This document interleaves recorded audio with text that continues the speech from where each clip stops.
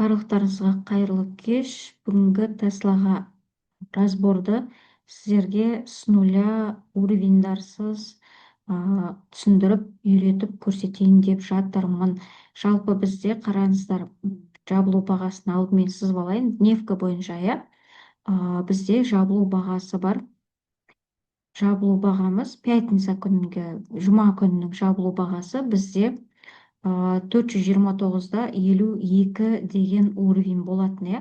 Енді бүгін понедельник, аптаның басы болғаннан кейін мен обязательно weekly таймфреймға қараймын, яғни апталық таймфреймға, иә. Апталық таймфрейм бойынша мен не көріп тұрмын, қараңыздар. Так, мен не көріп тұрмын? Апталық таймфрейм бойынша міне апталықтағы максимум бағаны ала алмай құлап кеткен екенбіз, иә. Және де қай жерге дейін құлап келген екенбіз?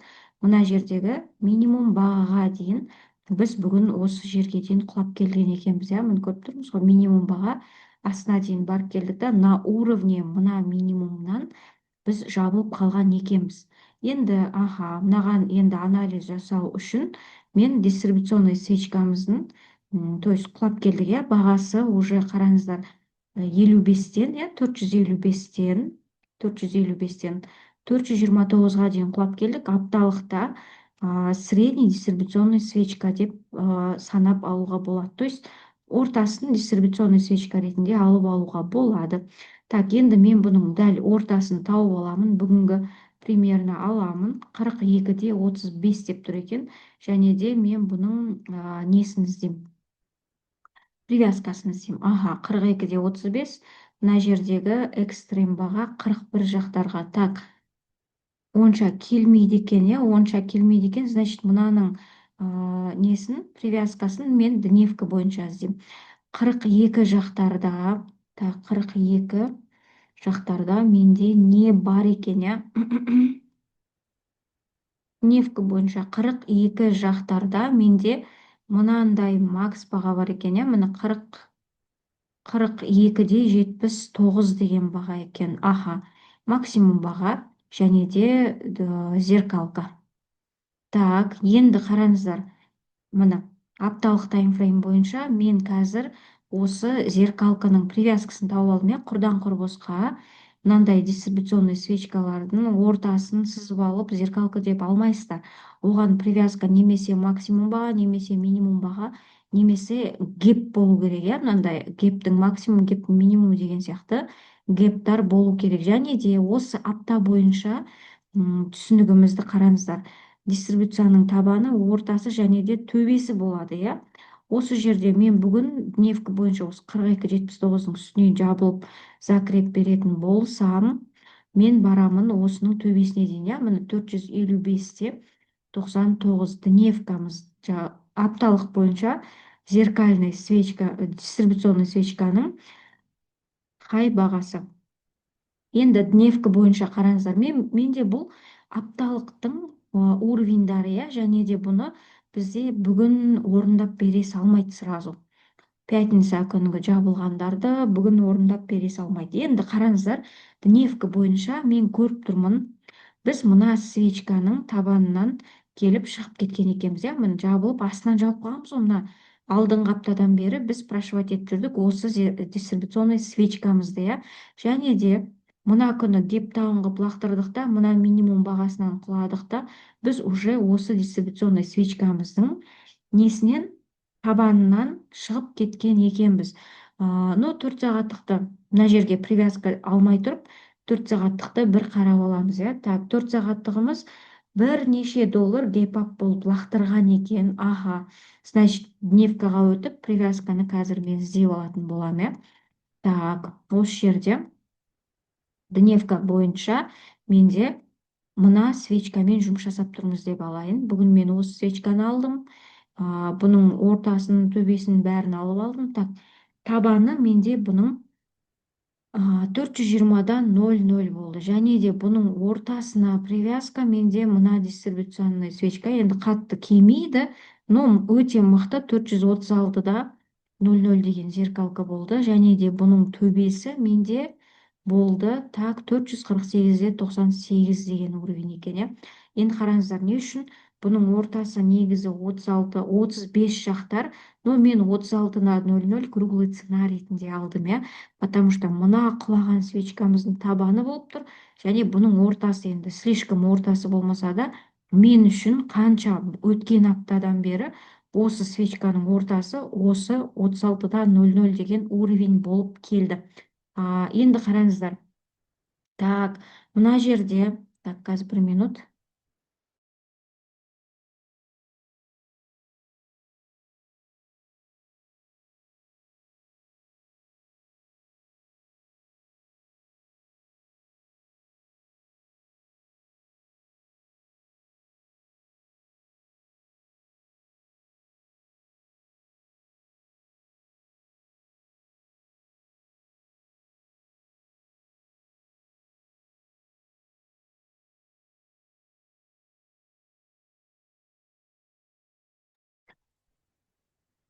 Так, енді қараңыздар. Мына дистрибуционный свечканың ортасын алып отқаннан кейін мен табанында және де төбесін де алып алдым, иә. Енді 4 сағаттыққа өтіп мен қараймын осы жерде.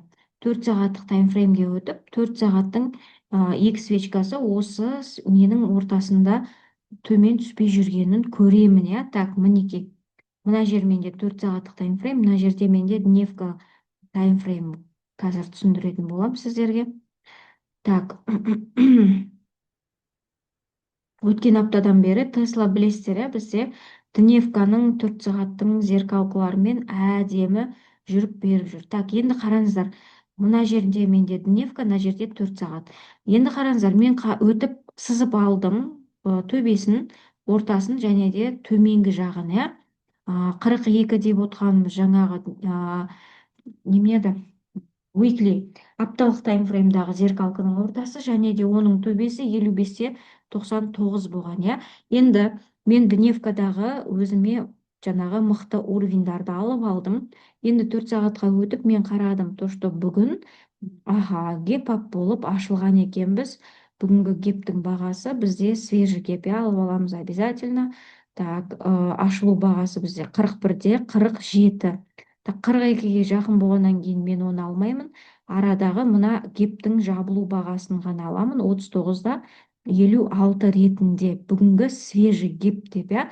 Но тут мен есіме түседі, то что 39 жақтарда бізде weekly таймфрейм бойынша не бар еді?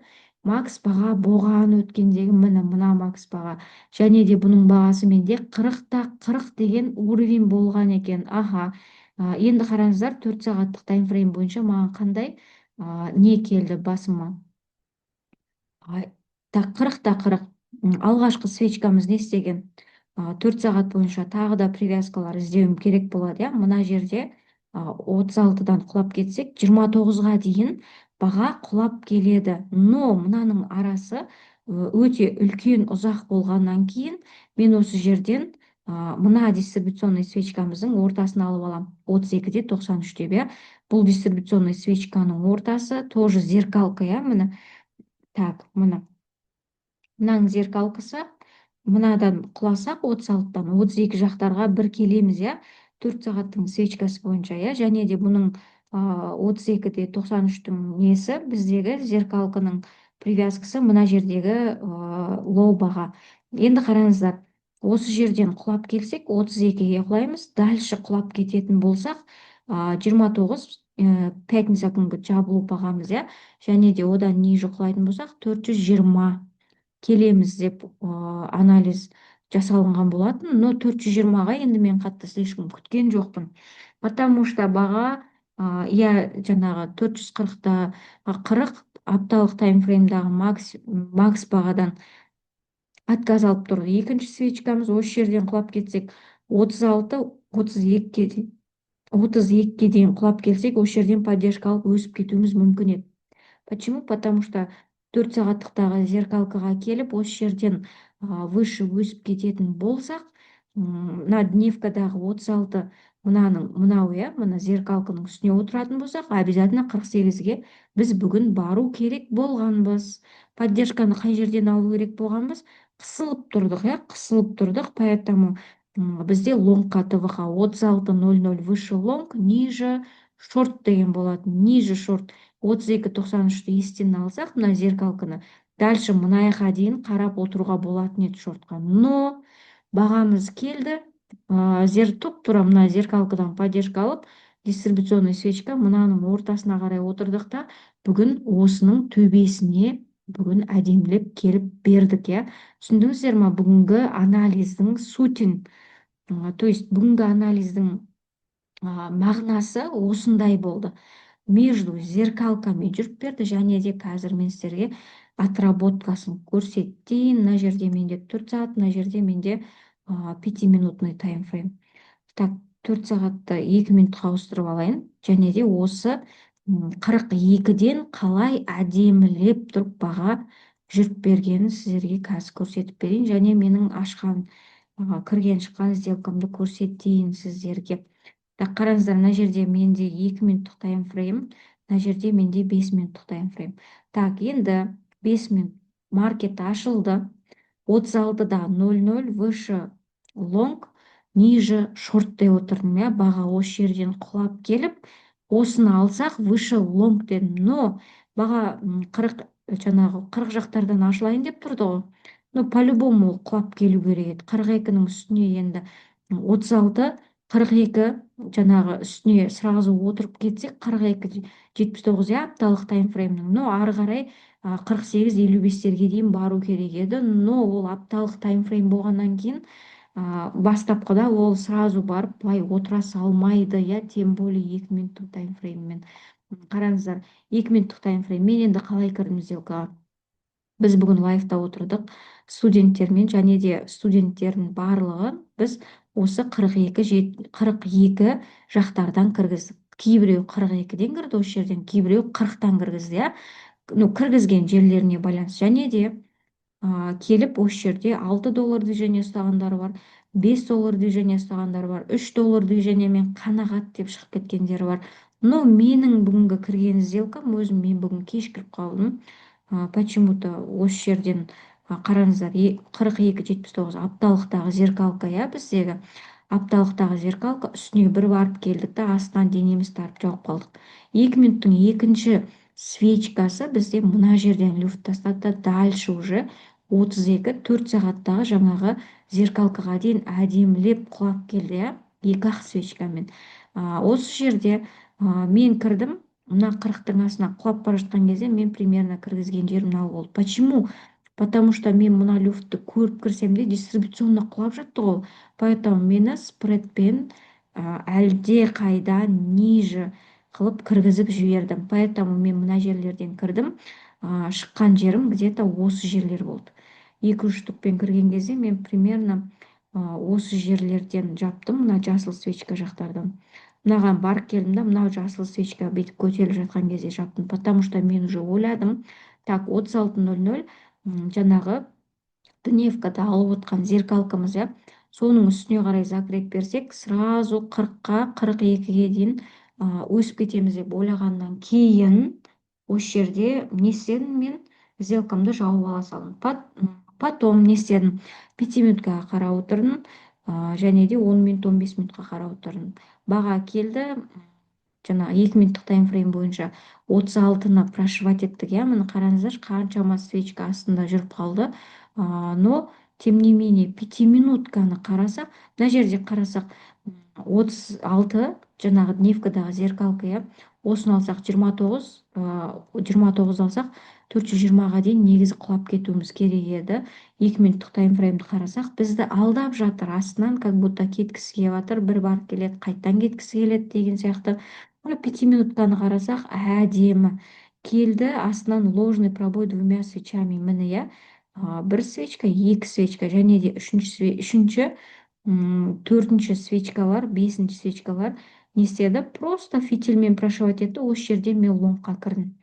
Осы именно осы уровеньнан денесін тартып уже кетіп бара жатқан кезде мен осы жерден лонгқа кірдім да, осы жерде 41.80 деген уровеньға дейін мен ұстадым. Примерно 41.50 жақтардан жаптым. То, что 41.80-ді ала алмай тұрғаннан кейін 41.50 деген уровеньнен жаптым. Бүгінгі табысым 900 қанша доллармен жаптым? примерно 900 чем-то доллар. Инстаграмды қарасаңыздар, инстаграмда бүгінгі профитімді салып қойдым. Мына жерден ұстаған шортымды салған жоқпын. Мына жерден мына жерге дейін ұстаған осы аралықтағы лонгтың профитін салып қойған болатынмын бүгін. Сонымен 5 минутка бойынша қарап отырдым, ложный пробой двумя свечами көрдім. Бір свечка астында, екінші свечкамыз үстінде закреп, қалған свечкаларымыздың бәрі үстінде тұр, Значит, баға осы 36-тан, то есть 36 дегеніміз жаңағы естеріңізге түсіріп өтейін, дневка бойынша мына жердегі дистрибуционный свечка. Осы дистрибуционный свечканың үстіне келіп отырсақ, 48-ге барамыз біз, төбесіне қарай. Көріп отырсыздар, қалай келгенбіз 48-ге? Идеально, міне просто мына жерден бердік та, дальше құламай біз уже 48-98-ге дейін беріп кеткен болатынбыз. Бүгінгі сигналда да айтылған болатын. 36 выше лонг, ниже шорт деп айтылған болатын, В моменте баға лонгқа кетіп қалды да сценарийді өзгертіп жіберді. 42 алдымызда осы жерде жаңағы уиклидің зеркалкасы болатын. Уиклидің зеркалкасын ала алмады, дневканың зеркалкасының астынан жапты да 32.93 4 сағаттықтағы жаңағы зеркалка, жасыл свечканың зеркалкасынан идеальный поддержка алып, 36 дневкадағы мына зеркалканың үстіне шығып, дальше уже 48-де 98-ге қарай бағамыз әдемі кетіп қалды. Енді дневка бойынша қараңыздар, қазір не істеп жатыр? Келді, бір келіп кетті, аламай тұр, мұны. Аламай тұр, алатын болса, осы жерден 55-ге барамыз. Бүгін емес енді, потому что сағат 12 болды. 1-2-де уже маркет жабылады. Поэтому баға уже былай консолидацияда дәл боковикта тұрып қалуы мүмкін. Алғашқы уақытында бізде 42-ден шортты және де 32-ден 36-дан лонгты идеальный берді. Бүгінгі анализ осы болды.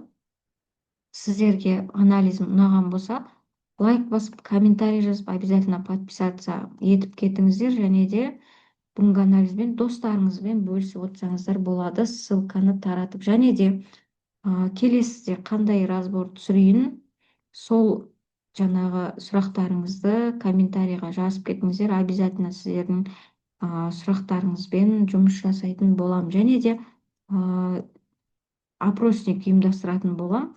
То есть осы видеоның астына сіздер өздеріңізді мазалап жүрген сұрақтарыңызды жаңағы жазып кетсеңіздер, обязательно сол сұрақтарыңызға келесі видеода мен жауап беруге тырысатын боламын.